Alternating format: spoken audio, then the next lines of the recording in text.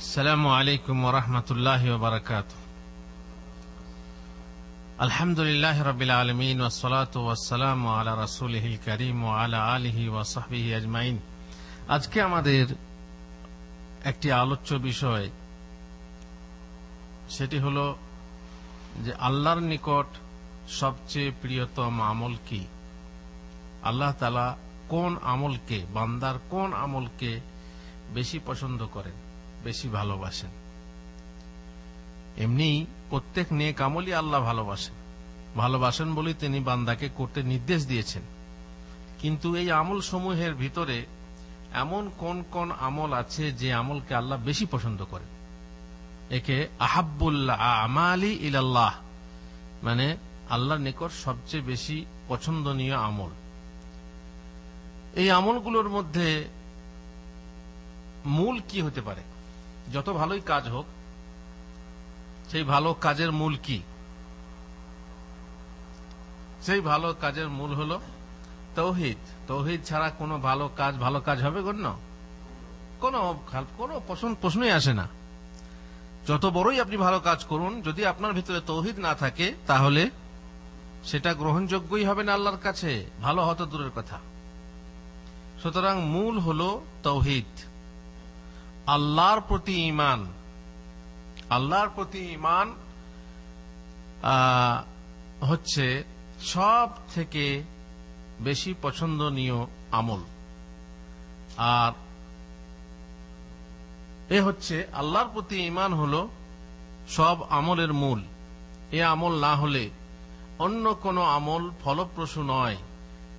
কাজ যত বড় ও যত বেশি উপকারী হোক না কেন, যদি তার সাথে আল্লাহর প্রতি ঈমান না থাকে তাহলে তার কোনো মূল্য নেই। পৃথিবীর বুকে কোনো মানুষ যতই প্রসিদ্ধ খ্যাতিমান হোক না কেন, যদি তার মাঝে ঈমান না থাকে তাহলে তার কোনো মান নেই। পরন্তু সেই ঈমান যে ঈমান হবে সর্বশেষ দূত মুহাম্মাদি মার্কা, নচেত অন্য কোনো মার্কার ঈমান বর্তমান বিশ্বে উপকারী নয়, এ কথাও আপনারা জানেন। সর্বশ্রেষ্ঠ আমল কি হলো তাহলে?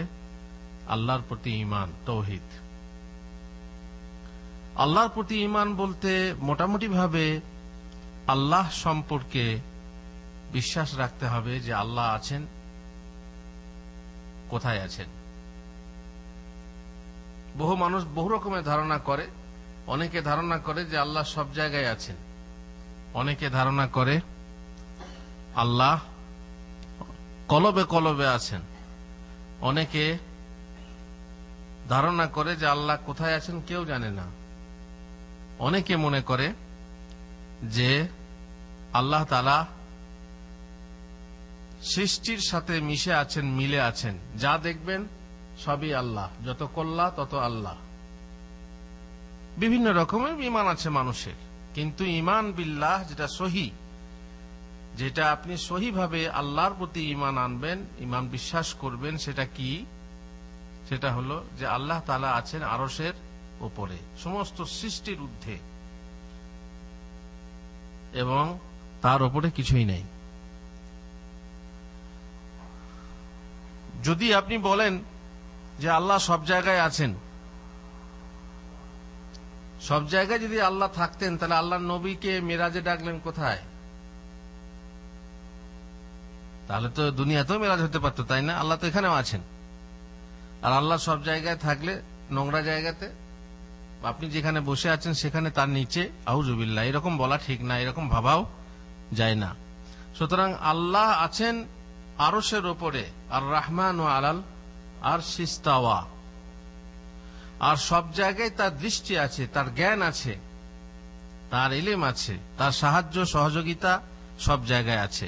আল্লাহ তাআলা কিন্তু নিখিল ব্যাপিয়া বা অখিল, সব চারিদিকে আল্লাহ, সব দিকেই আল্লাহ, এরকম ধারণা ভুল। আল্লাহ আছেন আরশের উপরে, সৃষ্টির ঊর্ধ্বে, সৃষ্টির সঙ্গে মিলে নেই। কিছু যারা মনে করে, ওই যে বলেছিলাম না, হরির ওপরে হরি, হরি শোভা পায়, হরিকে দেখিয়া হরি, হরিতে লোকায়। তো তারা মনে করে কি যে প্রত্যেকটা জিনিসই হচ্ছে ঈশ্বর, প্রত্যেকটা জিনিসই ঈশ্বর, এমনকি অপবিত্র বস্তুও ঈশ্বর। আমি আপনাদেরকে বোধহয় একদিন বলছিলাম যে গঙ্গা স্নান সেরে কিছু মহিলা কলসিতে গঙ্গা জল ভরে বাড়ি ফিরছিল বাসে। যেমন আমরা জমজমের পানি মক্কা থেকে নিয়ে যাই না, তেমনি তারা গঙ্গা জল ভাঁড়ে করে কলসি করে নিয়ে যায়। তো কিছু মহিলা সিটে বসে আছে, কিছু মহিলা দাঁড়িয়ে আছে। তো নিচে পানি রাখা আছে, আর এক মহিলার কোলে ছেলে ছিল।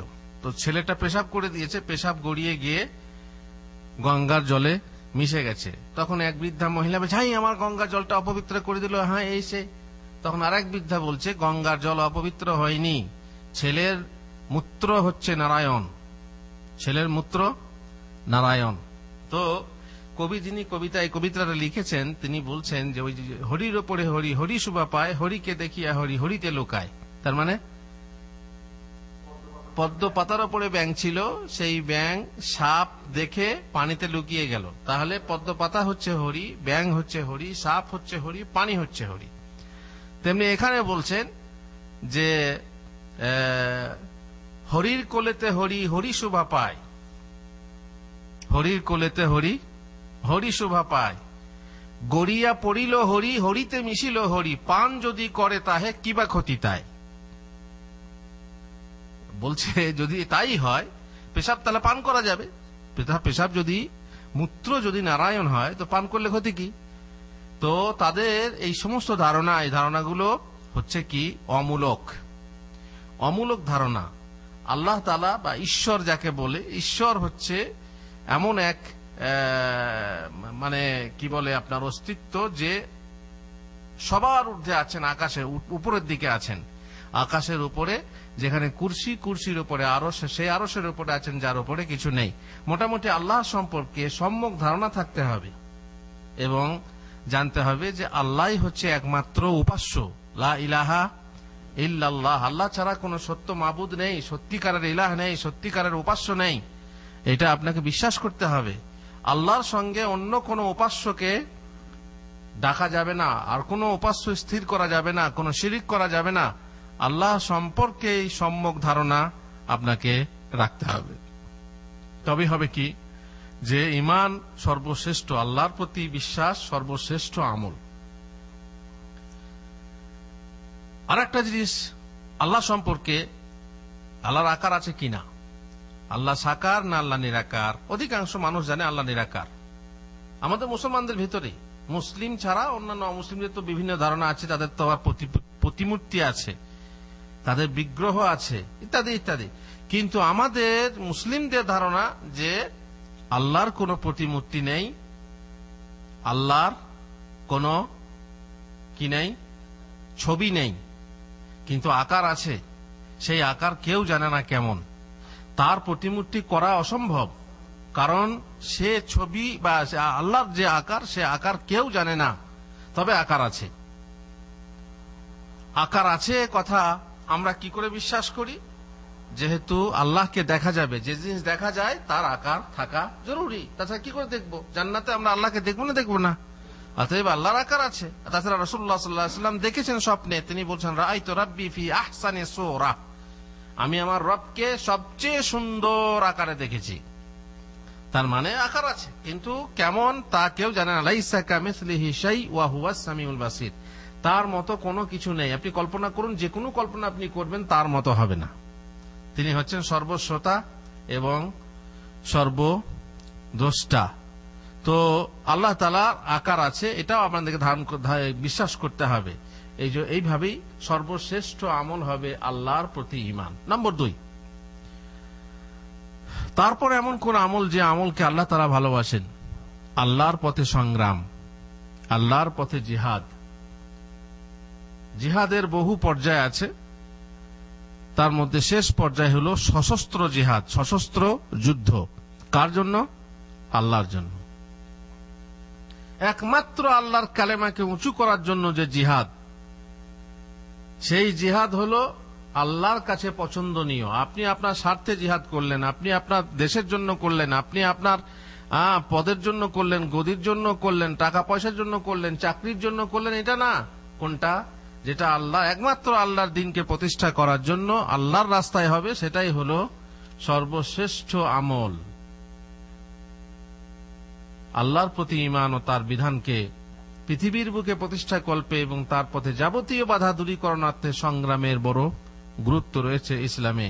আবু যার জুনদুব বিন জুনাদা থেকে বর্ণিত, রাসূলুল্লাহ সাল্লাল্লাহু আলাইহি ওয়াসাল্লামকে জিজ্ঞাসা করলাম, তিনি বলছেন, আমি বললাম, ইয়া রাসূলুল্লাহ, আইয়ুল আমালি আফদল, কোন আমল সর্বশ্রেষ্ঠ? তখন তিনি বললেন, আল ঈমানু বিল্লাহি ওয়াল জিহাদু ফি সাবিলিহি, আল্লাহর প্রতি ঈমান এবং আল্লাহর পথে জিহাদ। কুলতু আইয়ুর রিকাবি আফদল, আমি জিজ্ঞেস করলাম, সব কোন দাস মুক্তি সব থেকে উত্তম? বললেন, আনফাসুহা ইনদা আহলিহা ওয়া আকসারুহা সামানা, যে দাস বা দাসী তার পরিবারের কাছে সবচেয়ে ভালো এবং দামও তার বেশি, মূল্য বেশি, এমন দাস দাসী মুক্ত করা সবচেয়ে শ্রেষ্ঠ। যাই হোক, এবারে আমরা 3 নম্বর আমলের কথা বলবো, যে আমল সর্বশ্রেষ্ঠ আমল আল্লাহর কাছে এবং আল্লাহর কাছে প্রিয়তম। ইবনে মাসউদ রাদিয়াল্লাহু তাআলা থেকে বর্ণিত, তিনি বলছেন, সাআলতু রাসূলুল্লাহ সাল্লাল্লাহু আলাইহি ওয়াসাল্লাম আইয়ুল আমালি আফদল, আমি আল্লাহ রাসূল সাল্লাল্লাহু আলাইহি ওয়াসাল্লামকে জিজ্ঞেস করলাম, ইয়া রাসূলুল্লাহ, সবচেয়ে শ্রেষ্ঠ আমল কি? এবার আগে তো যে আমলগুলো গেল, ঈমান বিল্লাহ থাকবে না থাকবে না? প্রথমেই বলছি, ঈমান বিল্লাহ না থাকলে কোনো আমলই শ্রেষ্ঠ হতে পারে না। ঈমান বিল্লাহ তো থাকবেই। এখন প্রশ্ন হলো, সবচেয়ে শ্রেষ্ঠ আমল কি? তখন রাসূলুল্লাহ সাল্লাল্লাহু আলাইহি ওয়াসাল্লাম বললেন, আস-সালাতু আলা ওয়াক্তিহা, যথা সময়ে নামাজ পড়া। অন্য এক বর্ণনায় আছে, আস-সালাতু লি আউয়ালি ওয়াক্তিহা, প্রথম ওয়াক্তে নামাজ পড়া। মনে করুন জোহরের টাইম কখন থেকে কখন পর্যন্ত? মনে করুন 12টা থেকে 3টে পর্যন্ত। 12টা থেকে আসরের সময় আসার আগে পর্যন্ত আপনার জোহরের সময়। কোন সময়ে নামাজ পড়লে সর্বশ্রেষ্ঠ হবে? আপনার যে কোনো সময় নামাজ পড়লে আপনার নামাজ আদায় হয়ে যাবে, কিন্তু শ্রেষ্ঠ কখন হবে? যখন আপনি নামাজের সময় ঢোকা মাত্র আপনি নামাজ পড়লেন। এবারে আপনি যদি জামাতের লোক হন, তো জামাতে পড়া আরো শ্রেষ্ঠ, তাই না? আবার জামাতের নামাজের মধ্যে সবচেয়ে শ্রেষ্ঠ নামাজ কোন নামাজ, কে বলতে পারবে? কোন জামাতের নামাজ সব থেকে শ্রেষ্ঠ? জামাত যত বেশি হবে তত শ্রেষ্ঠ, ঠিক আছে, কিন্তু কোন জামাত, কোন ওয়াক্তের জামাতের নামাজ সব থেকে শ্রেষ্ঠ? ফজরের না আসরের? হাফিজু আলাস সালাওয়াতি ওয়াস সালাতিল উসতা ওয়া কুমু লিল্লাহি কানিতিন। আল্লাহ তাআলা বলছেন, নামাজের সমস্ত নামাজ সমূহের কি করো? হেফাজত করো। তার মধ্যে মধ্যবর্তী নামাজ, অনেকে বলেছে আসরের নামাজ, কিন্তু আমি বলছি কোন জামাতের নামাজ সব থেকে শ্রেষ্ঠ? জুমার ফজরের জামাত সহকারের নামাজ সব থেকে শ্রেষ্ঠ নামাজ। কি বুঝলেন? জুমার ফজরে জামাত সহকারে নামাজ হলো সব থেকে শ্রেষ্ঠ নামাজ। বুঝতে পারলেন তো? এখানে যথাসময়ে নামাজ পড়া বা আউয়াল ওয়াক্তে নামাজ পড়া, নামাজ দেরি করে না পড়া, এটা হচ্ছে সব থেকে শ্রেষ্ঠ আমল। আপনি যদি জামাতের লোক হন, দেখবেন অনেক জায়গাতে জামাত দেরি করে হয়। জোহরের আজান ওই যেখানে 12টা 12:30 হওয়ার কথা, সেখানে 1:30 প্রায় 2টোর কাছাকাছি। তারপরে আসরের নামাজ ওই রকম, আসরের সময় 3টের সময় ঢুকছে, সেখানে 4:30। ওই সূর্য যখন হলুদ হয়ে যায় তখন তারা আসরের নামাজ পড়ে। কিন্তু আউয়াল ওয়াক্তে নামাজ পড়া হলো সর্বশ্রেষ্ঠ নামাজ। হাদিসে আছে যে এমন ইমাম আসবে, ইমাম বলতে নেতা, সে যুগের ইমাম মানেই যে নেতা হবে সেই ইমামতি করবে। তো এমন ইমাম আসবে যারা নামাজ দেরি করে পড়বে, নামাজকে দেরি করবে। তখন সাহাবারা বললেন, তাহলে আমরা কি করব? তো রাসূল সাল্লাল্লাহু আলাইহি ওয়াসাল্লাম কি বললেন, যে তারা যদি দেরি করে নামাজ পড়ে, তোমরা তো কিছুই করতে পারবে না, নেতার বিরুদ্ধে কিছুই করার ক্ষমতা নেই। তখন কি করো? তোমরা আউয়াল ওয়াক্তে নামাজ পড়ে নাও, তার মানে একা আউয়াল ওয়াক্তে নামাজ পড়ে নাও। তবে হ্যাঁ, জামাতও নষ্ট করো না, তাদের সঙ্গে জামাতে গিয়ে আবার পড়ো, সেটা তোমার নফল হবে। বুঝতে পারলেন? এ হচ্ছে হিকমত, এ হচ্ছে ইসলামের হিকমত, যে জামাতের বিরোধিতা করো না। তুমি জামাতে যাবে না তো লোকে তো সন্দেহ করবে, অতএব তুমি জামাতে যাও, কিন্তু সেই জামাতের নামাজটা কি দেরি হয়ে গেছে, অনেক দেরি করে পড়ছে, সেটা কি হবে? নফল হবে, অতিরিক্ত নফল রূপে তুমি সব পাবে। আর আসল নামাজ তোমার হয়ে গেছে কখন? আউয়াল ওয়াক্ত, প্রথম শুরুর নামাজই। সুতরাং বোঝা গেল কি, যে এমন ইমাম হবে যে ইমামের এই অবস্থা। ইমাম যদি, আপনারা কোন ইমামের পেছনে নামাজ পড়বেন, অনেক লোক জিজ্ঞেস করে কোন ইমামের পেছনে নামাজ পড়ব। একটা কায়দা আপনারা মনে রেখেছেন কিনা জানি না, যার নামাজ সহি তার পেছনে নামাজ সহি, আর যার নামাজ সহি না, তার মানে যে নামাজ পড়লে তার নামাজ আল্লাহর কাছে কবুল হবে না, তার পেছনে কারো নামাজ কবুল হবে না। তার মানে মুশরিক, কাফের, নাস্তিক ইত্যাদি। নাস্তিক তো নামাজ পড়বে না, মুশরিক পড়বে, বিদাতি পড়বে। বিদাতি আবার দুরকম, এমন বিদাত করলে যে বিদাত করলে মানুষ কাফের হয়ে যায়, আর তার মানেই হলো সে বিদাতি কিন্তু কাফের, মুশরিক বলা যায় হয় তাকে, তাহলে তার পেছনে নামাজ হবে না। কিন্তু অমুক ব্যক্তি, অমুক ইমাম, তাকে আপনি চট করে বিদাতি এবং কাফের বলবেন, এটাও কিন্তু কঠিন জিনিস। এই জন্য খেয়াল করতে হবে যে অমুক তাবিজ লিখে অতএব তার পেছনে নামাজ হবে না, অমুক বিদাতি অতএব তার পেছনে নামাজ হবে না, তা না। দেখতে হবে যে বিদাতটা কোন পর্যায়ের বিদাত। সুতরাং এটাও কম খারাপ জিনিস না যে নামাজকে দেরি করে পড়ছে, তার পেছনে নামাজ। এই জন্য হাদিসে আজ কি বলে, আপনার ইসলামী নীতি হলো যে প্রত্যেক ভালো এবং মন্দ লোকের পেছনে নামাজ হবে যদি সে কাফের বা মুশরিক না হয়। তার নামাজ যদি সহি হয় তার পেছনে নামাজ পড়া সহি, আর যদি আপনি দেখেন যে তার নিজের নামাজই আল্লাহর কাছে সহি না, সুতরাং তার পেছনে নামাজ পড়া সহি না। বাকি থাকলো যে নির্দিষ্ট কোনো ব্যক্তির জন্য বলতে হবে যে হুজুর বলুন আমার মসজিদের ইমাম সে তাবিজ লিখে, সে মিলাদ পড়ে, সে এ করে, তার পেছনে নামাজ হবে কিনা আপনি বলতে পারবেন? এটা বলা অসম্ভব। তার কারণ আপনার জানতে হবে যে সে আসলে মুশরিক কিংবা কাফের হয়ে গেছে কিনা। আল্লাহ তাআলা আমাদেরকে তৌফিক দেন। কথা হলো কি যে নামাজ হলো দ্বীনের খুঁটি, ইসলামের করম্বর রুকন।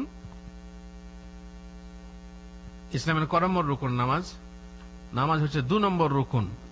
মুসলিমের জীবনে নামাজের গুরুত্ব অপরিসীম। এটা আপনারা জানেন, নামাজের বিষয়ে বলতে গেলে অনেক কিছু বলতে হবে, কিন্তু আমরা সংক্ষেপে জানবো যে শ্রেষ্ঠ আমল কোনগুলি। আল্লাহ রাসূল সাল্লাল্লাহু আলাইহি ওয়াসাল্লাম বলছেন, ইস্তাকিমু ওয়ালান তুহসু, তোমরা প্রত্যেক বিষয়ে কর্তব্যনিষ্ঠ হও। তার মানে কি, যেটা করবে সেটা ভালো করে করো, হ্যাঁ ভালো করে করো, ভালো থাকো। আর ওয়ালান তুহসু, এটা হওয়া বড় কঠিন, তাতে তোমরা সবাই সক্ষম হবে না। বলুন, ঠিক মতো নামাজ পড়তে পারেন? ঠিক মতো উজু কারো হয়? খুব কম লোকের। যেটাই আপনি করবেন, যে নামাজ, রোজা, হজ, যাকাত, যাই বলুন, আপনি যেটাই করবেন সেটা সঠিক মতো করছেন কি না আপনার মনে 100% বিশ্বাস হওয়া মুশকিল আছে। বিশেষ করে নামাজ এত বড় একটা জিনিস, সেই নামাজ আপনার হচ্ছে কিনা। আপনি বলতে পারেন নামাজে সালাম ফেরার পর আপনি আপনার নামাজের ভিতরে কত কি মনে করলেন। এখন এসার নামাজ পড়ছেন সবাই, আপনি মনে করে দেখুন তো কি ভেবেছেন। আপনি নিজেই হিসাবে বুঝতে পারবেন যে আমার নামাজ কতটুক হয়েছে। আর এই কথা ওহির কথা বলা হয়েছে যে নামাজি নামাজ পড়ে কারো অর্ধেক, কারো 1/3, কারো 1/4, কারো 1/6, কারো 1/5, কারো মানে হতে 1/8, 1/10 পর্যন্ত তার নামাজ হয়, বাকি হয় না। এইভাবে নামাজ মানুষের ঠিক মতো হয় না। প্রত্যেক আমল, আল্লাহ রাসূল সাল্লাল্লাহু আলাইহি ওয়াসাল্লাম ইস্তাকিমু ওয়ালান তুহসু, চেষ্টা করো, তোমরা চেষ্টা করে যাও, কিন্তু তোমরা কখনোই সক্ষম হবে না। ওয়ালামু আন্না খায়রা আমালিকুমুস সালাহ, আর জেনে রেখো তোমাদের সর্বশ্রেষ্ঠ আমল হলো সালাহ, নামাজ। যতই আমল আছে সবচেয়ে শ্রেষ্ঠ আমল হলো নামাজ। ওয়ালান ইউহাফিজা আলাল উযুই ইল্লা মুমিন, আর উজুর হেফাজত করে কেবল মোমেন মানুষ। সবসময় উজু করে থাকে, পবিত্র পরিচ্ছন্ন থাকে, এমনকি ঘুমোতে যাওয়ার আগেও উজু করে। ঘুমোতে যাওয়া মানে কি, তখন তার উজু লাগে না, কিন্তু না, ঘুমোতে গিয়ে যাওয়ার আগে উজু করে। কারণ যে উজু করে ঘুমায়, বলা হয়েছে তার আপনার অন্তর্বাসের নিচে ফেরেশতা বাস করেন, আর ফেরেশতা দোয়া করেন যে আল্লাহ একে ক্ষমা করে দাও, এ উজু অবস্থায় রাত্রি যাপন করছে। সুতরাং উজুর হেফাজত করা। আপনার উজু নষ্ট হয়ে গেল আবার উজু করে না। অবশ্য কিছু মানুষ আছে যারা উজু ধরে রাখতে পারে না, তাদের উজু বেরিয়ে যাওয়ার বিভিন্ন কারণ আছে, তো সে আলাদা কথা। কিন্তু মুমিন মানুষ আপনার ঠিক মতো যদি খায়, গ্যাসের খাবার না খায়, তারপর অল্প খায়, তাহলে ঠিক উজু ধরে রাখতে পারবে। আর উজু ধরে রাখা একটা বিরাট ফজিলত আছে।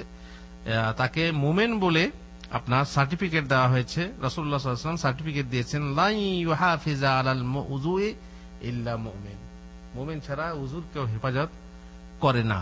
তেমনি আপনি উজু ধরে রাখবেন, উজু নষ্ট হতে যাচ্ছে, আপনি উজু নষ্ট করবেন না, কিন্তু তাতে যদি ক্ষতি হয়, যদি আপনার মনে করুন হাওয়া বের হতে চাচ্ছে, আপনি আটকে রেখে দিলেন, আটকে আটকে আটকে, তাতে ক্ষতি হতে পারে। অতএব যাক, আপনি ছেড়ে দেন, ছেড়ে দিয়ে তারপরে আবার উজু করেন। আপনি উজুর অবস্থায় থাকবেন, এটারই ফজিলত এখানে বলা হলো, মানে প্রাসঙ্গিক ভাবে। মহানবী সাল্লাল্লাহু আলাইহি ওয়াসাল্লাম আরো বলেছেন, মা আমিলা ইবনু আদম শাইয়ান আফদালা মিনাস সালাতি ওয়া সালাহি যাতিল বাইনি ওয়া খুলুকিন হাসান। আদম সন্তান এমন কোন শ্রেষ্ঠ কাজ করেনি যা নামাজ অপেক্ষা বেশি হতে পারে শ্রেষ্ঠ। নামাজ হচ্ছে সব থেকে শ্রেষ্ঠ আমল। তারপরে আল্লাহ নবী সাল্লাল্লাহু আলাইহি ওয়াসাল্লাম আরো দুটো কথা বলেছেন, আরো দুটো কাজের কথা বলেছেন যেগুলো শ্রেষ্ঠ। সেটা হচ্ছে কি, সালাহে যাতিল বাইন, তার মানে হচ্ছে সদ্ভাব প্রতিষ্ঠা। সদ্ভাব প্রতিষ্ঠা মানে আপনার সঙ্গে আর একজনের সদ্ভাব থাকবে।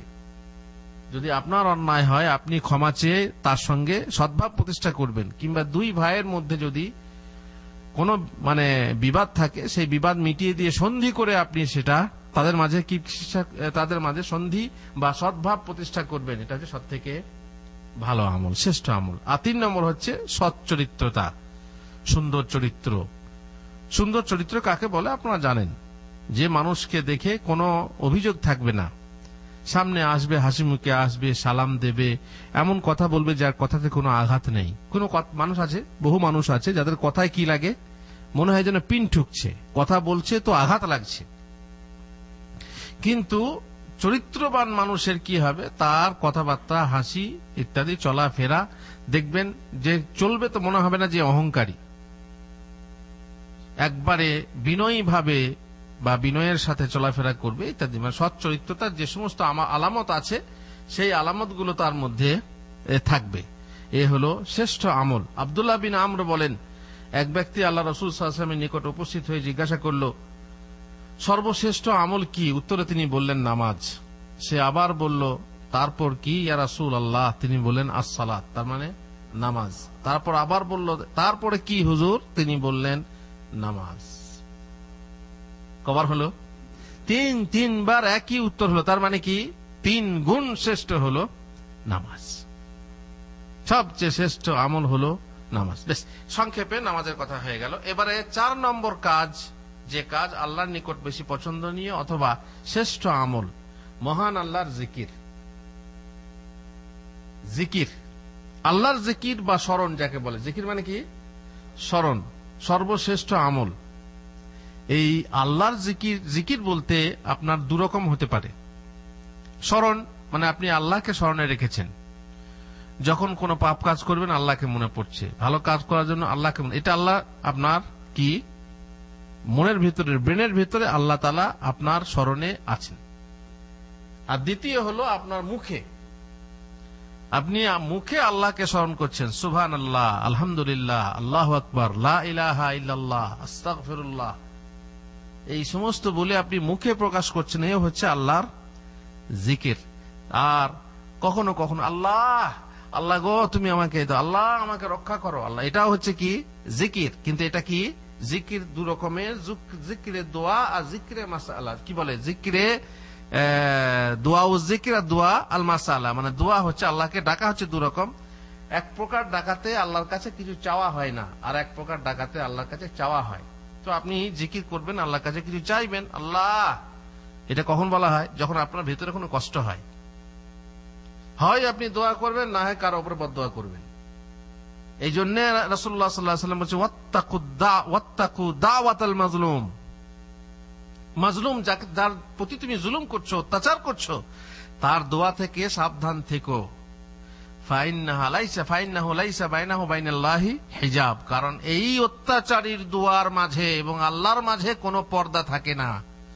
অত্যাচারী যখন বলবে, ওহ আল্লাহ অমুক আমাকে এই করছে, তার মানে কি সেই যখন আল্লাহর কাছে পৌঁছে যাবে, কোনো পর্দা থাকবে না, ডাইরেক্ট আল্লাহর কাছে কবুল হয়ে যাবে। অত্যাচারীর দোয়া খুবই, অত্যাচারীর দোয়া না, অত্যাচারিতের দোয়া, অত্যাচারিতের দোয়া। অত্যাচারী যে জালেম, কিন্তু মাজলুম যে হচ্ছে অত্যাচারিত, অত্যাচারিতের দোয়ার এবং আল্লাহর মাঝে কোনো পর্দা থাকে না। সুতরাং আপনি যেভাবেই হোক জিকির করুন। জিকির হচ্ছে সর্বশ্রেষ্ঠ আমল। মুআজ ইবনে জাবাল রাদিয়াল্লাহু আনহু নবী সাল্লাল্লাহু আলাইহি ওয়াসাল্লামকে জিজ্ঞাসা করলেন, ইয়া রাসূলুল্লাহ, কোন আমল আল্লাহর নিকট অধিক প্রিয়?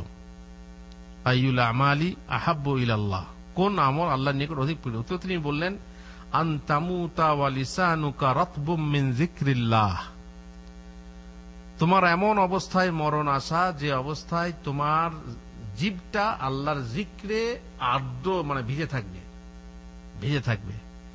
আল্লাহর জিকির দিয়ে ভিজানো। এখন তো আমাদের জিভ পানি দিয়ে ভিজানো, তাই না? আল্লাহর জিকির দিয়ে ভিজানো মানে আর তোমার জিভে আল্লাহর জিকির থাকবে প্রায় সময়ে। আলহামদুলিল্লাহ, সুবহানাল্লাহ, আস্তাগফিরুল্লাহ, আপনি যে কোনো সময় থাকেন, যদি আপনি অন্য কোনো দুনিয়ার কাজে ব্যস্ত না থাকেন কিংবা স্ত্রীর কাছে না থাকেন, সংসারে না, তাহলে আপনি আল্লাহর জিকির করুন। এমনকি যে সময়ে আল্লাহর জিকির নিষেধ, তার আগে আল্লাহর জিকির আছে, তারপরে আল্লাহর জিকির আছে, তাই না?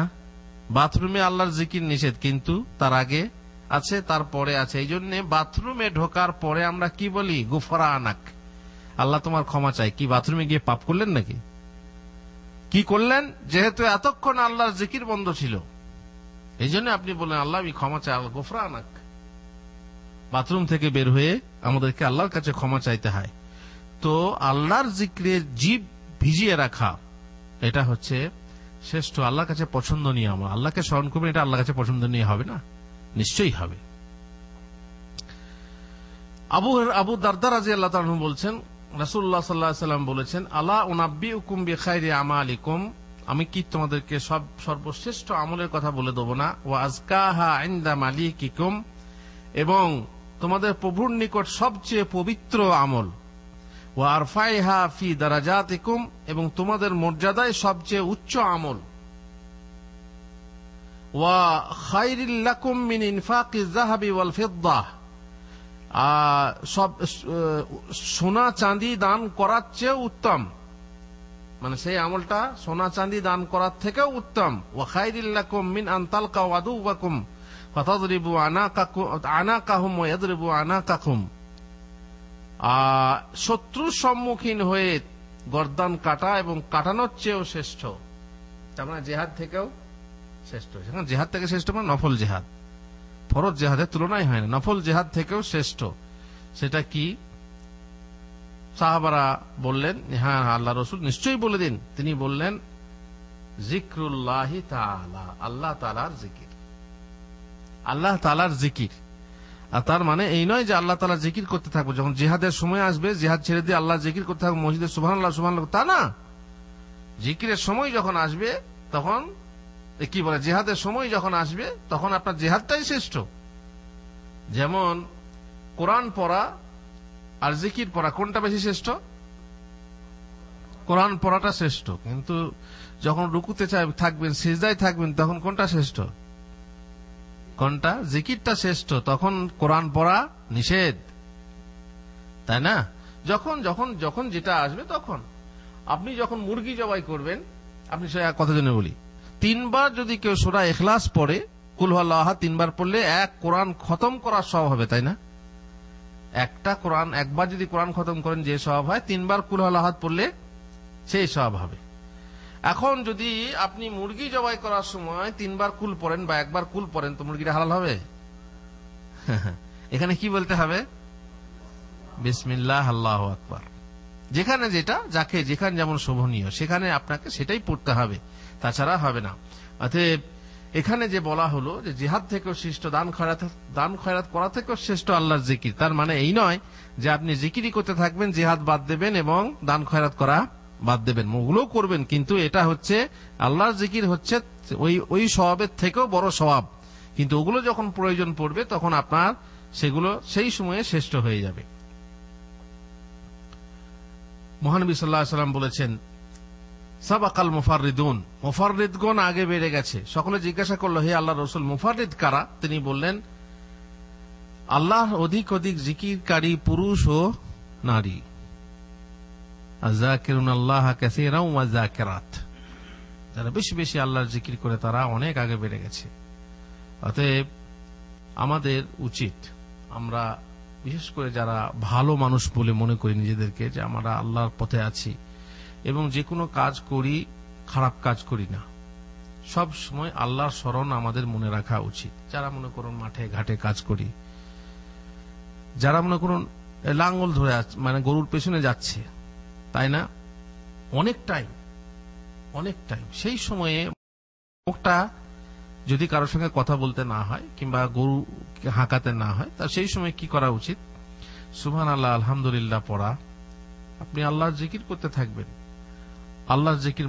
মহিলা সে ঘরে মাছ কাটছে, গোশত কাটছে, সবজি কাটছে, সেই সময়ও সে এমনি তো পড়ে আছে, সুবহানাল্লাহ আলহামদুলিল্লাহ বলতে পারে।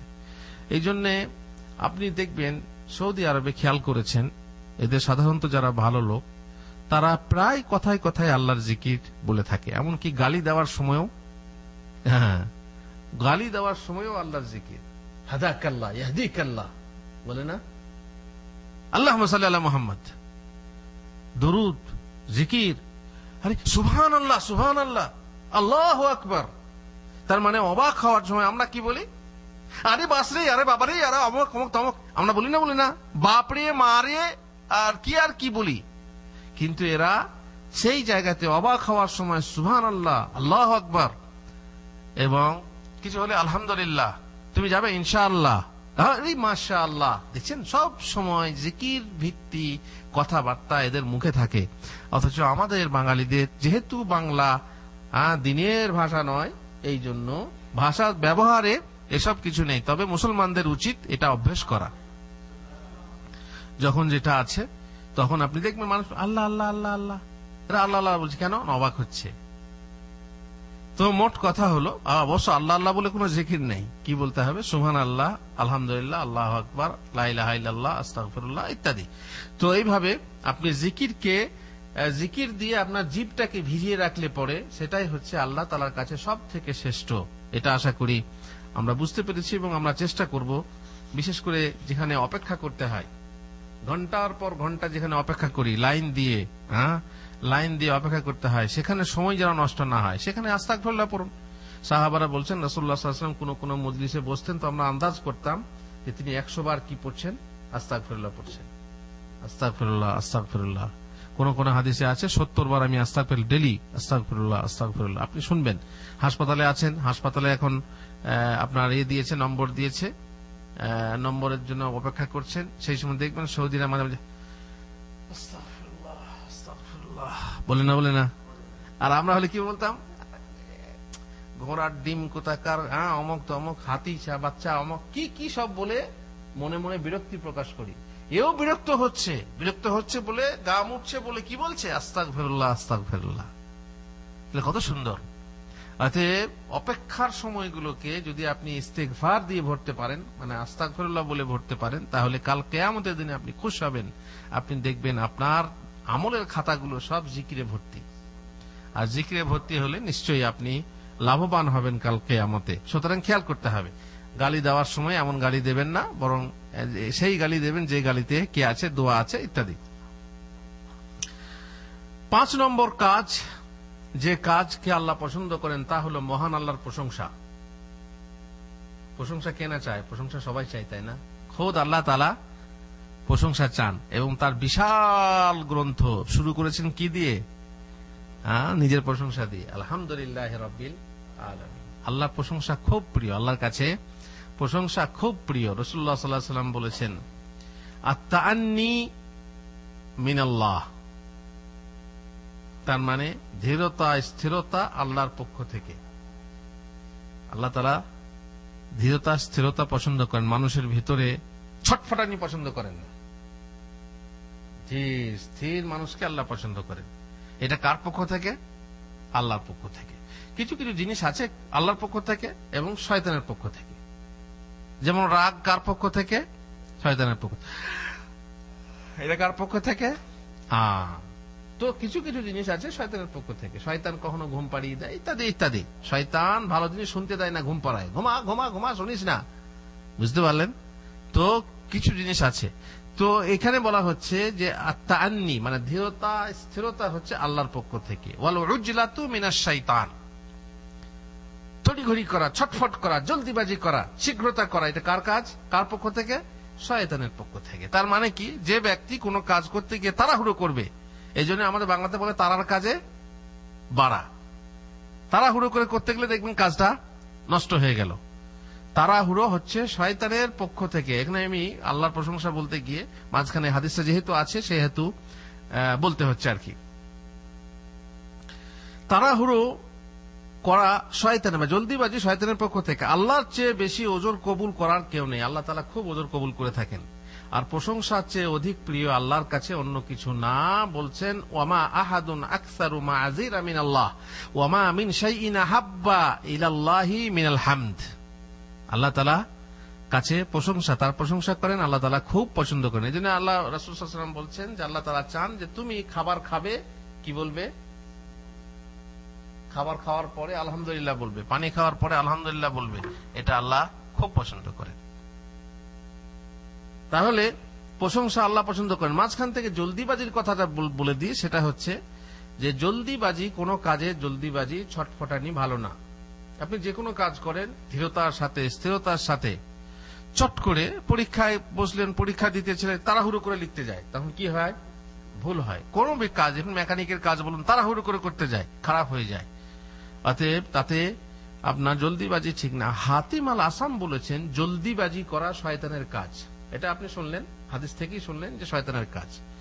তবে 5টি বিষয়ে জলদিবাজি করা সুন্নত। কে বলতে পারবে? 5টি বিষয়ে তাড়াতাড়ি করা সুন্নত। কি কি?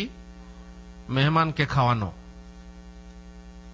মেহমান এসেছে, যত তাড়াতাড়ি সম্ভব মেহমানকে খাওয়ানো। মারা গেছে কেউ, যত তাড়াতাড়ি সম্ভব দাফন করা। অবিবাহিত আছে কেউ, বিশেষ করে যুবতী, তার তাড়াতাড়ি বিবাহ দিয়ে দেওয়া। ঋণ যদি বাকি আছে তো তাড়াতাড়ি ঋণ পরিশোধ করা। আর যদি পাপ তোমার ঘাড়ে আছে, তাড়াতাড়ি, যত তাড়াতাড়ি সম্ভব পাপ থেকে তওবা করা। এই 5টা জিনিস বুঝতে পারলেন? এই 5টি কাজে তাড়াহুড়ো যদি কেউ করে, তাহলে তাড়াহুড়ো করা সুন্নত, মানে তাড়াতাড়ি করতে হবে, এটা সুন্নত। জ্ঞানীরা বলছেন কোন কিছুতে তাড়াহুড়ো করো না, কারণ তাতে লাঞ্ছনা আসে। কেননা যে তাড়াহুড়ো করে সে জানার পূর্বে বলে। ঠিক আছে, দেখবেন যদি কেউ এটা কি চট করে বলে দেয়, চট করে বললে পরে তার ভাবনা না ভেবে যদি কেউ বলে তো ভুল বলবে। এই জন্য ভেবে নিয়ে বলতে হয়। যে তাড়াহুড়ো করে সে জানার পূর্বে বলে, শোনার পূর্বে বিচার করে। কথা এখন শুনলো না, দুপক্ষ থেকে বিচার করে দিল, মন্তব্য করে দিল, এই এত বেশি জালেম। এখন প্রশ্ন করা হয়, বহু জায়গায় করেছি আমি, যে একজন লোক তার মাঝরাতে আমেল রেখেছে, এই করা, তারপরে সপ্তাহে সে আসতে দেয় না শহরে, সে টমেটোর কাঁচা পেঁয়াজ দিয়ে আসে আর রুটি দিয়ে আসে, তাই দিয়ে সে চালায়। তারপরে আবার মারে, খেজুর গাছে উঠতে না পড়লে মারধর করে। সে কাফের না? হ্যাঁ কাফের, সে কাফের। এত বড় অন্যায় করে, সে মুসলমান কি করে হতে পারে? সে কাফের। আপনি ভাবলেন না জিনিসটা, আল্লাহ তুল কাফের বলে দিল। তো ভাবার পূর্বে, শোনার পূর্বে বিচার করে, বুঝার পূর্বে উত্তর দেয়, ভাবার পূর্বে সংকল্প করে, মাপার পূর্বে কাপড় কাটে, না ভালো করে না মেপেই কাটতে শুরু করে দেয়, পরীক্ষার পূর্বে প্রশংসা করে। কোন মানুষের প্রশংসা করতে থাকলে দেখবেন কোন মানুষ আছে, অমুক না দারুণ, এই সেই, সে জানে না, কিছুই জানে না। প্রশংসা করলে, একটা মানুষের প্রশংসা করলে এমনি করা যায়, সমস্যা নেই, কিন্তু সে তার যে ব্যক্তিত্ব আসলে সে কি বোঝা যাবে? ও না জানার পূর্বেই, পরীক্ষা করার পূর্বেই সে প্রশংসা করতে শুরু করে দিল, অমুক দারুণ ব্যাপার। আর জাহেলা তো করতেই পারে। একজন জাহেল বলছে, আরে বাপরে অমুক কি আরবি বলছে, ঝরঝর করে আরবি বলছে, কিন্তু আরবিতে কি বলছে জানেই না। ও নিজেই আরবি জানে না, তো কি করে জানবে? হ্যাঁ, এখন আপনি যদি বলেন কেরালা ভাষাটা করেলার মতো, তেতো, কেরালা ভাষা করেলার মতো, তো আপনি যে কেরালা ভাষা কি জানেন? তো আপনি জানলেন কি করে যে কেরালা ভাষা বেশি ভালো না বাংলা ভাষা বেশি ভালো? এগুলো বিচার করবে কে? যার ক্ষমতা আছে, যার জ্ঞান আছে। তো অনেকে না যাচাই করি প্রশংসা করে দেয়। যেমন একজন প্রশংসা করছিল, তা বললে, তাকে বলা হলো তুমি কি তার সঙ্গে সফর করেছো? জি না। তাকে কোনদিন ঋণ দিয়েছো? বলছে জি না। তাহলে তুমি কিছুই জানো না। যদি কোনো মানুষের জন্য জানতে চাও তো তার সঙ্গে সফর করো, একটা সফর, মক্কা যাও, মদিনা যাও, ফিরে এসো, তারপর বলবে যে তুমি সেই লোকটা কেমন। কিংবা তাকে ঋণ দাও, ঋণ দেওয়ার পর বুঝবে তুমি যে লোকটা কেমন।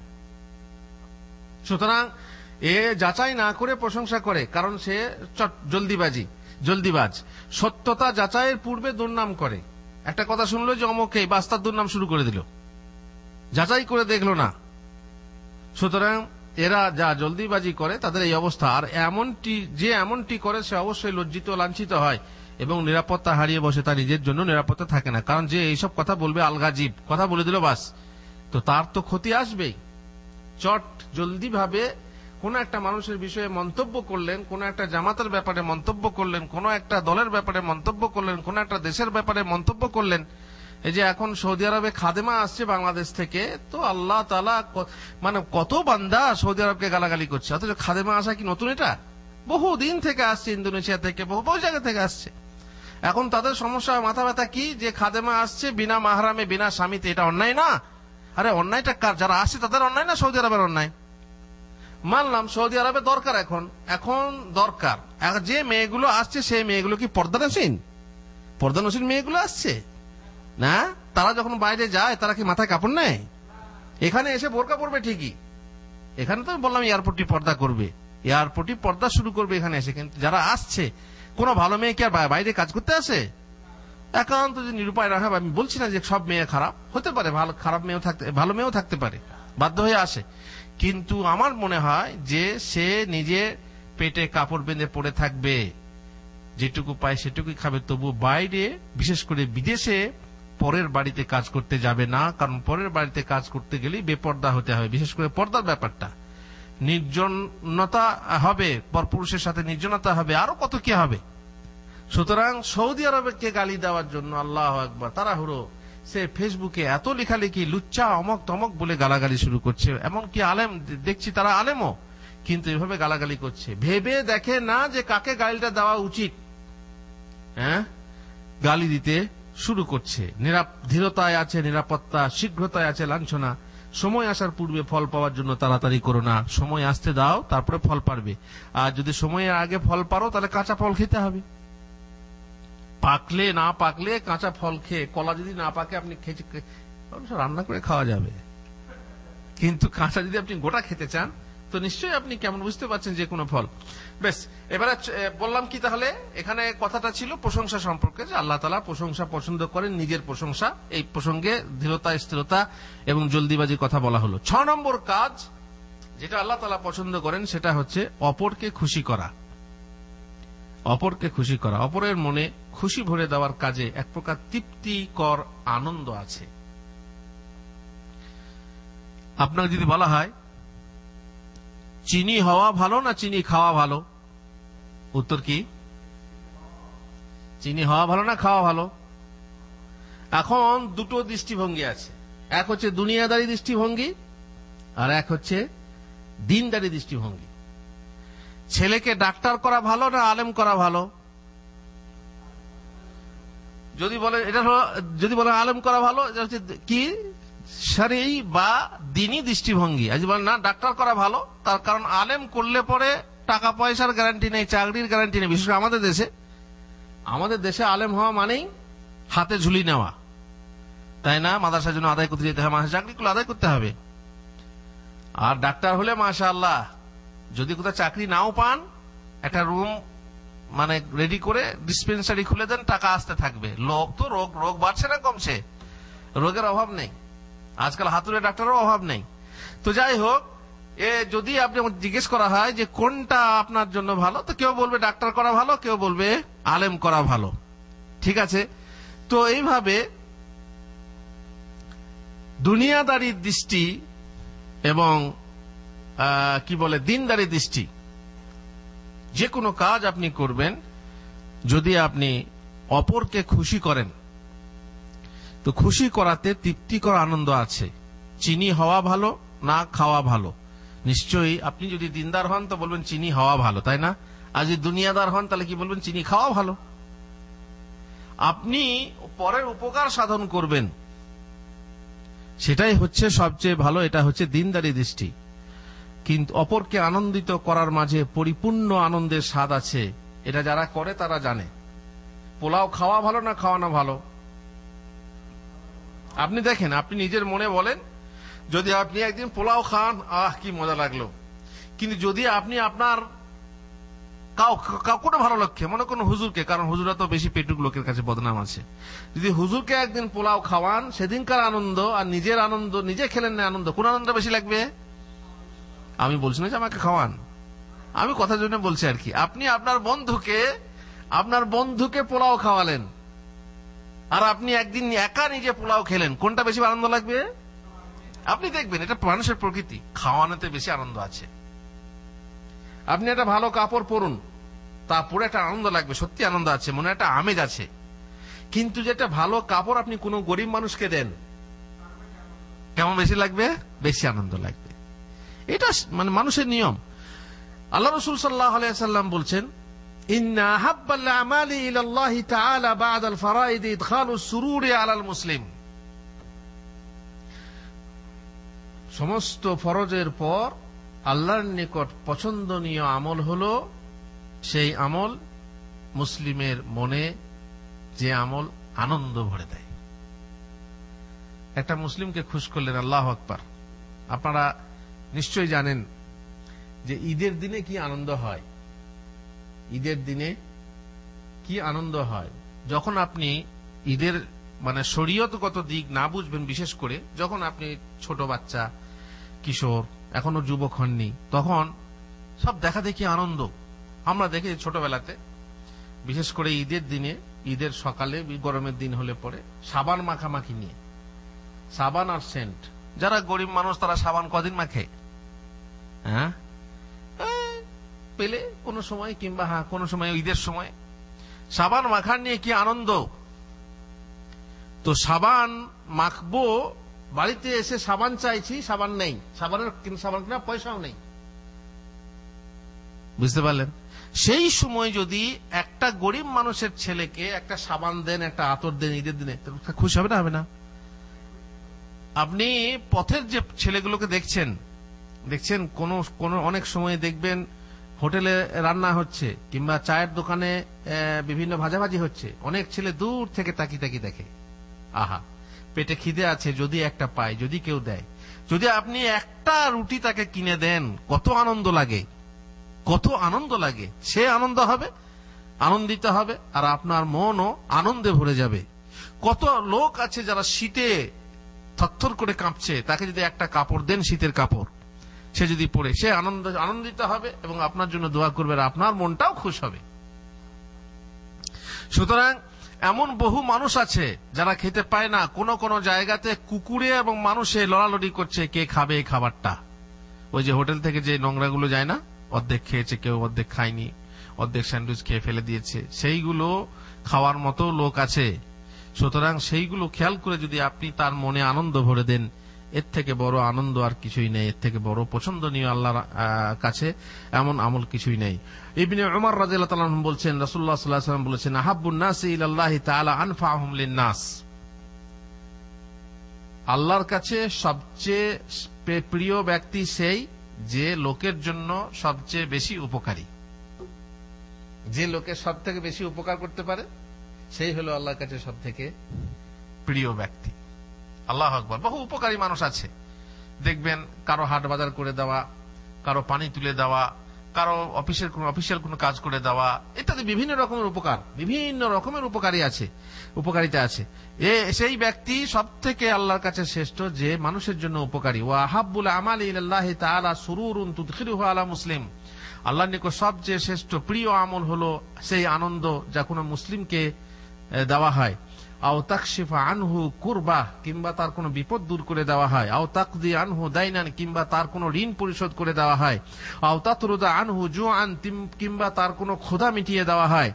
ওয়ালা আন আমশিয়া মা আখিন ফি হাজাতিন আহাব্বু ইলাইয়া মিন আন আতাকিফা ফি হাযাল মসজিদ, মসজিদুল মদিনা, মসজিদুন নববী, এক মাস এখানে ইতিকাফ করার থেকে একজন অভাবী মুসলিমের অভাব দূর করা, তার প্রয়োজন দূর করা আমার কাছে শ্রেষ্ঠ। মসজিদে নববী যেখানে 1 রাকাত নামাজ পড়লে কত রাকাতের মান? 1000 থেকেও বেশি, তাই না? 1000 থেকেও বেশি। 1 ওয়াক্তের নামাজ 1000 নামাজ থেকেও শ্রেষ্ঠ। সেখানে 1 মাস ইতিকাফ করার থেকেও বেশি শ্রেষ্ঠ কাজ হলো যে আমি কোন মুসলিম ভাইয়ের সাথে গিয়ে তার প্রয়োজন পূরণ করে দিই, মানুষের উপকার করা। এ হচ্ছে শ্রেষ্ঠ আমল। বেশ, যে কোনো ভাবে উপকার করে অপরকে আনন্দ দেওয়া যায়, ক্ষুধার্তকে অন্ন দান করে, বস্ত্রহীনকে বস্ত্র দান করে, যেমন বলা হলো, অভাবীর অভাব দূর করে মানুষকে আনন্দ দেওয়া যায়। আর সেই আনন্দ দানে নিজের মনেও বড় আনন্দ পাওয়া যায়। আনন্দ আছে দানে, গ্রহণে আনন্দ নেই। আনন্দ আছে দানে, গ্রহণে আনন্দ নেই। আনন্দ তখন থাকবে যখন আমি অভাবী হব। যেমন বললাম যে আমি গরিব মানুষ, আমার পেটে খিদে আছে, যখন পাবো নিশ্চয়ই আনন্দ, আমার ভিতরে আনন্দ আসবে, আমি আপনার জন্য দোয়া করব। বরং গ্রহণে আছে লজ্জা। সাধারণত আমার প্রয়োজন নেই, আপনি দিতে তো লজ্জা লাগে। কবি বলেছেন, আত্মসুখ অন্বেষণে আনন্দ নাহিরে, বারে বারে আসে অবসাদ, পরার্থে যে করে কর্ম তিতি ঘর্ম নিরে, সেই লভে স্বর্গের প্রাসাদ। এখানে আমি বাংলাটা খুব কঠিন বাংলা। আত্মসুখ অন্বেষণে আনন্দ নাহিরে, নিজের সুখ সবসময় খুঁজবেন, এতে আনন্দ নেই। বারে বারে আসে অবসাদ, নিজের সুখ খুঁজতে গিয়ে নিজের মধ্যেই অসুস্থতা আসে, অবসাদ আসে, ক্লান্ত হয়ে পড়বেন। পরার্থে যে করে কর্ম তিতি ঘর্ম নিরে। তিতি মানে কি? তিতি মানে ভিজে, ঘর্ম মানে ঘাম, নীর মানে পানি। বুঝলেন? বাংলাও কঠিন, মানে বাংলাও সহজ না, আরবি থেকেও বেশি কঠিন বাংলা। নীর মানে পানি, আর নীড় মানে পাখির বাসা, ওটা আলাদা রবীন্দ্রজে। এখানে নীর মানে কি? পানি। ঘর্ম মানে ঘাম, তিতি মানে ভিজে। তাহলে পরার্থে মানে পরের অর্থে, পরের জন্য যে করে কর্ম কাজ তিতি ঘর্ম নিরে, তার মানে ঘামের পানিতে ভিজে গিয়ে, ঘামে ভিজে মানে পরের জন্য যে কাজ করে, সেই লভে স্বর্গের প্রাসাদ, সেই জান্নাত পায়, সেই হচ্ছে জান্নাতের অধিকারী। বুঝতে পারলেন? এই জন্য পরার্থপর মানুষ বড় সুখী হয়।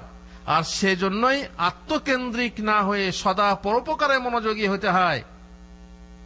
নিজের সুখটা শুধু দেখবে না, বরং সমাজের সুখ, মানুষের সুখ তুমি দেখো। পরের কারণে স্বার্থ দিয়া বলি, এ জীবন মন সকলই দাও, তার মতো সুখ কোথাও কি আছে, আপনার কথা ভুলিয়া যাও। তবে হ্যাঁ, আপনার কথা ভুলিয়া যাও মানে আমি এটা বলছি না যে আপনি নিজে ধূপ হয়ে নিজেকে জ্বালাবেন, পরকে সুবাস দেবেন। ইসলাম এটা বলে না। ইসলাম বলে না তুমি নিজে মোমবাতি হও, দিয়ে অপরকে আলো দাও। না, ইসলাম এটা বলে না। নিজেকে ধ্বংস করে দিয়ে অপরের উপকার করো, এটা ইসলাম বলে না। নিজেকেও বাঁচাও আর অপরকেও বাঁচাও। অপরকে সুগন্ধ দাও, কিন্তু নিজেকে জ্বালিয়ে না। এটা অনেকেই বলে নিজেকে জ্বালিয়ে অপরকে সুগন্ধ। না না না, ধূপবাতি মতো হতে হবে না। নিজেকেও নষ্ট করো না। পরের কারণে মরণেও সুখ, সুখ সুখ করি কেন না আর। পরের কারণে মরণেও সুখ, সুখ সুখ করি কেন না আর। যতই কান্দিবে, যতই ভাবিবে, ততই বাড়িবে হৃদয় ভার।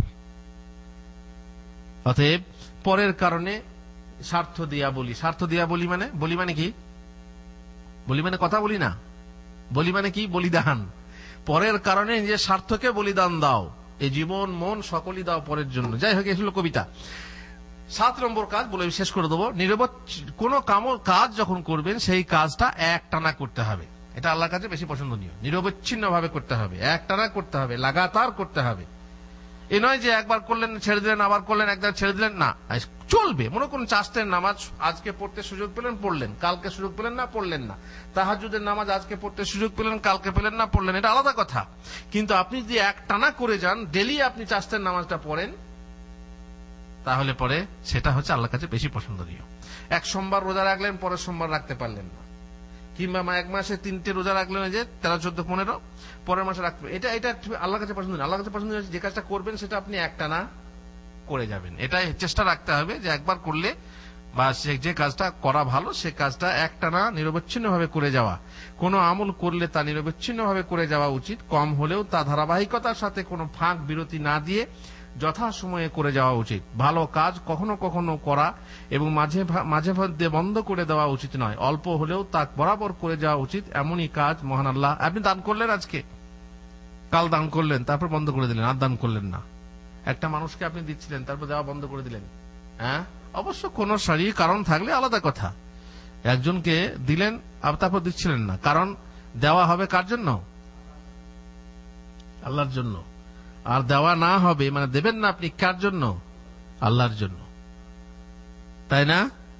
আপনি ভালোবাসবেন আল্লাহর জন্য, ঘৃণা করবেন আল্লাহর জন্য, দান করবেন আল্লাহর জন্য, দান করবেন না আল্লাহর জন্য, সেটা আলাদা কথা। আল্লাহর জন্য সবকিছুই। কিন্তু আপনি দান করার অভ্যেস থাকে, আপনি দান করে যান, অল্প হলেও আপনি নিয়মিত করে যান। আয়েশা রাদিয়াল্লাহু তাআলা আনহা বলছেন, সুয়েলান নবী সাল্লাল্লাহু আলাইহি ওয়াসাল্লাম আইয়ুল আমালি আহাব্বু ইলাল্লাহ, আল্লাহ নবীকে জিজ্ঞেস করা হলো, বা আমি জিজ্ঞেস করলাম যে কোন আমল আল্লাহর কাছে সবথেকে শ্রেষ্ঠ? কালা আদওয়ামুহা ওয়া ইন কাল, যে আমল লাগাতার করে যাওয়া হয়, নিরবচ্ছিন্ন ভাবে করে যাওয়া হয়, যদিও তা পরিমাণে কম হয়। আল্লাহ তাআলা আমাদেরকে তৌফিক দেন যেন আমরা যে কাজ করি সে কাজ ভালো হয়, আল্লাহর সন্তুষ্টি লাভের জন্য হয়, আল্লাহর কাছে পছন্দনীয় হয়, এবং যা করব ইনশাআল্লাহ যদিও তা অল্প হয় আমরা এক টানা করে যাবো। এই জন্য যারা দর্শে আসছেন তাদেরকে বলি, একদিন এলেন তারপর আসবেন না, এটা ঠিক না। মোটামুটি আপনি চেষ্টা করবেন যে আপনি মানে এক টানা দর্শে বসবেন। আর দর্শে কিছু ফায়দা পান আর না পান, যদি আপনার মনে কিছু নাও থাকে, সবচেয়ে বড় ফায়দা কি দর্শে বসা? হ্যাঁ, দর্শে বসা সবচেয়ে বড় ফায়দা কি? আপনি জিক্রের মজলিসে বসলে জিকির হচ্ছে, তাই না? জিকির শুধু সুবহানাল্লাহ না, তো বলছিলাম জিকির আল্লাহর কাছে পছন্দ, এটাও আল্লাহর জিকির। জিক্রের মজলিস, তাও আবার আল্লাহর ঘরে। এই জিক্রের মজলিসে আপনি বসলে আপনি যদি কিছুই মনে রাখতে না পারেন, তাও আপনার যে লাভটা হবে আইয়ুব, সেটা হবে যে আপনার গুনাহ মাফ হয়ে যাবে। অতএব আল্লাহ তাআলা আমাদেরকে তৌফিক দেন যে কাজটা করব এটাও একটা কাজ, এটাও একটা আমল। জিক্রের মজলিসে বসা আমল, এক টানা নিরবচ্ছিন্ন ভাবে আমরা আসবো, বসবো, ইনশাআল্লাহ কিছু না কিছু মনে থাকবে। কথা বহু শোনা হয়, তার মধ্যে কিছু কথা মনে থাকবে। আর কথা যা শুনবেন যে সব থেকে ভালো লাগে সেটাই আপনি অনুসরণ করবেন। তাহলে উলাইকা হাদাহুমুল্লাহ উলাইকা হুম উলুল আলবাব, তাহলে আপনি হবেন হেদায়েত প্রাপ্ত এবং আপনি হবেন সর্বশ্রেষ্ঠ জ্ঞানী, আল্লাহর কাছে জ্ঞানী। আল্লাহ তাআলা আমাদেরকে জ্ঞানী হওয়ার তৌফিক দেন। আল্লাহুম্মা আমিন। সাল্লাল্লাহু নবীনা মুহাম্মদ ওয়া আলা আলিহি ওয়া সাহবিহি আজমাইন।